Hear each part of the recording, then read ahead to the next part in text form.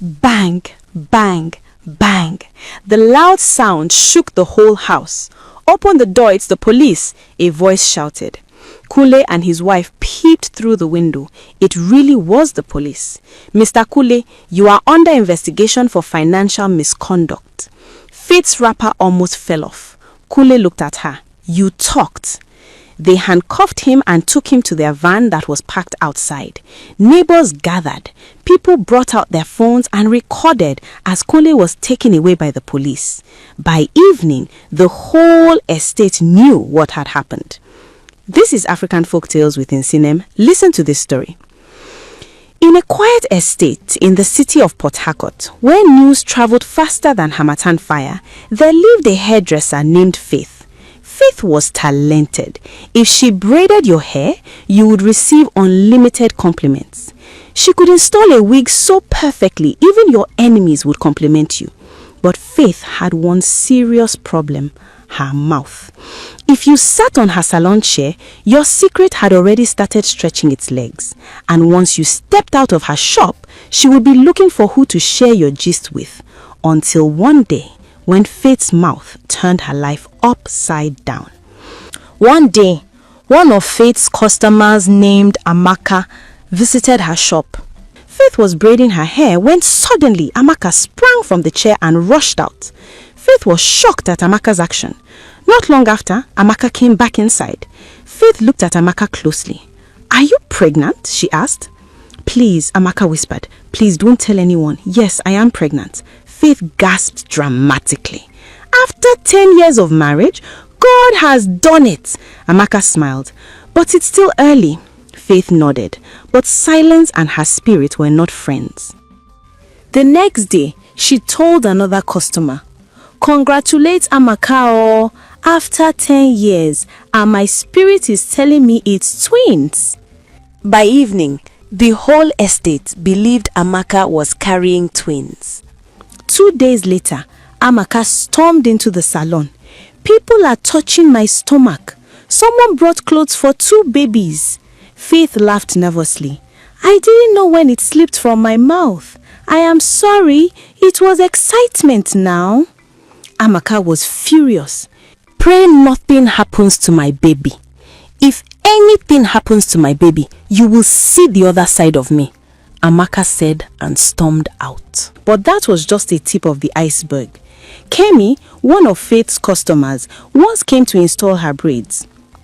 "I might be promoted next week," she whispered, "but it's confidential." The next morning, Faith announced to another customer, "Kemi is becoming a supervisor at her workplace." The news spread like wildfire. By afternoon, her colleagues accused her of boasting. The promotion was withdrawn. Kemi entered the salon like thunder. "My promotion was cancelled because you opened your mouth." Faith blinked. "I was only proud of..." "Be proud in silence next time," Kemi snapped. Faith would sit and ponder on the way she gossips. "But I only told one person," she would say. But one day, not so far away, Faith was going to see the havoc her mouth would cause in her own life. One day, one of her customers named Chioma, who came to dye her hair, mentioned to Faith that her husband was traveling to Dubai for business. Faith casually said it the next day to another customer. "Chioma's husband travels too much. I wonder if he goes for business or enjoyment." By Sunday, the story had become he has another family in Dubai. Chioma and her husband confronted her together. "You almost wrecked my marriage with this your mouth," Chioma shouted. The lady almost tore her to shreds, if not for the timely intervention of her husband. But still, Faith could not control her mouth. The moment she heard a gossip, her entire body would be pushing her to go tell somebody else. At her salon, while Ada was getting her nails done, she mentioned that she felt nauseous due to wedding stress. Immediately the customer left, Faith told another customer that Ada had a special glue. By evening, the rumor was that Ada was pregnant before wedding. Ada's church postponed the wedding till proper investigations was done. It was not allowed for a member of their church to have a wedding while pregnant. "You disrupted my wedding. God will judge you," Ada screamed.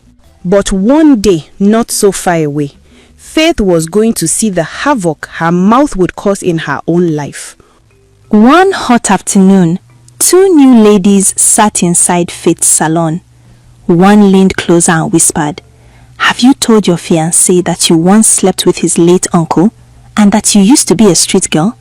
Faith nearly fainted. The tall girl replied calmly, "That was years ago. There's no point telling him." Faith's mouth fell open. Not long after they left, another customer walked in. It was Blessing, one of Faith's long-standing clients. She usually installed braids, but that day she asked for a low updo. "I don't have time for braids today," Blessing said cheerfully. "I'm spending the weekend with my brother's fiancé. They just got engaged and she's staying with us." Faith congratulated her, then leaned forward. "Your brother is lucky. The girls we have nowadays are something else. Imagine what I just heard two young women discussing." She described them. Then she repeated everything she had heard. Blessing's face slowly turned pale. "That is my brother's fiancé." The entire salon went silent. Faith immediately knew she had made a terrible mistake. "I can't believe that innocent-looking girl is so rotten," Blessing whispered. Outside, whispers were already spreading, and before evening came, the rumors had exploded across the neighborhood. The engagement had been broken. The wedding was called off. Nobody was exempted from her gossip. The chief's wife once complained about how things were a bit tight because her husband was paying off some small debts. Faith announced, "The chief is drowning in debt." Traders stopped giving him credit. The chief himself came to the salon. "Your big mouth has disgraced me," he screamed. He ordered his boys to rough her up a bit. If you thought that would stop her from gossiping, you were so wrong. The chief went to speak to Faith's husband. "Guy, you need to speak to your wife. Her mouth is causing a lot of trouble in the estate," he said. Chief was hoping that Kunle was going to heed his advice, but the reverse was the case. Kunle flared up. "Please, nobody should tell my wife how to live her life. Is there anyone that is perfect? After all, is it not what she hears that she talks about? Has she ever lied? If you don't want your secret out in the open, don't tell her," a very furious Kunle said. The chief immediately withdrew and apologized. Kunle had no idea that he was soon going to be the victim of Faith's basket mouth. Faith herself didn't realize she had a serious problem until her own husband told her a secret. A big shout out to Jean, watching from Philadelphia, and Edwick, watching from Ireland. Thanks for watching and leaving a comment. Drop a comment with your name and where you're watching from. I would love to send you a special shout out in the next video. Back to the story. Faith's husband, Kunle, worked as a manager at Q Bank in Port Harcourt. One night he came home smiling strangely. "There is a dead customer," he whispered. "Millions of naira, dollars too. No one has claimed it in 5 years. As branch manager, I can close the account and move the money." Faith gasped. "Jesus!" He held her shoulders. "You must not tell anyone." She zipped her lips dramatically. Do you think she will tell anyone? Drop a comment, and while you're there, click on the like button. Share this story with a friend or two that will enjoy. Back to the story. The next day at the salon, Faith was shaking. Every time someone mentioned money, she almost exploded. Her best friend Ijeoma noticed. "What is wrong with you?" Faith tried to resist. She failed in less than 1 minute. She told her everything. Ijeoma went home restless. She told her husband. Her husband reported it quietly to authorities. 2 weeks later, Kunle came home smiling. "It went smoothly," he said proudly. That night, they ate chicken and drank wine. The next morning, bang, bang, bang. Authorities stood at the door. "Mr. Kunle, you are under investigation for financial misconduct." Faith's wrapper almost fell off. Kunle looked at her. "So you could not close your mouth." They handcuffed him and took him out of the house to their van that was parked outside. Neighbors gathered. People took out their phones and discreetly recorded the entire ordeal. By evening, the whole community knew what had happened. Her husband was detained. He lost his job. The investigation became public. Customers stopped coming to her salon. The woman who carried everybody's secrets now sat alone in silence. Weeks later, an elderly customer visited her. "Do you know why parrots live long?" the old woman asked. "Because they talk too much," Faith replied sadly. "No, because people put them in cages. Tears filled Faith's eyes. Words are like eggs, the old woman said. Once they fall, you cannot put them back. Faith laughed painfully. When Faith's husband was released, he moved out of the house. It was a very sad situation. Faith begged and begged, but her husband was not willing to even speak with her. Not only was her husband out of job, her business was also failing. People were avoiding her shop. They felt that if her mouth could land her own husband in trouble, no one was safe. One day, Faith visited her aged mother in the village. After she told her mother everything and that her husband was planning on coming with his people to collect the bride price that was paid on her head. It was a tradition in their village, a kind of traditional divorce. Her mother started crying intensely. "I am so sorry, my daughter. I think I may have added to what is happening to you," her mother said. Faith was confused. "Mama, I don't understand you," she said to her mother. The old lady told her what happened 40 years ago. "Your father was a good husband and a terrible husband. He would starve me of intimacy for months. Then he was a night watchman and he was barely home. He would come home drunk and any time I confronted him, he would beat me up."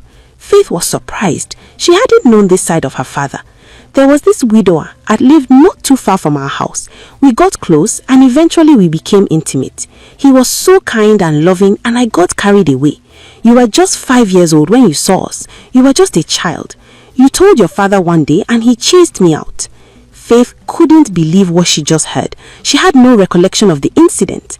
"I had placed a curse on you out of anger, saying that since you can't close your mouth, you would keep running your mouth," her mother said. "I didn't mean it. I spoke out of anger," Faith's mother said. The two women were both in tears. Faith was apologizing to her mother for what she had said to her father, while the mother apologized for placing a curse on her out of anger. She blessed her daughter that day and took back all she said. Faith's family called her husband's family for a reconciliation. The couple were able to sort things out. They moved out of that town and relocated to another state, where Faith's husband got a job and she had another salon.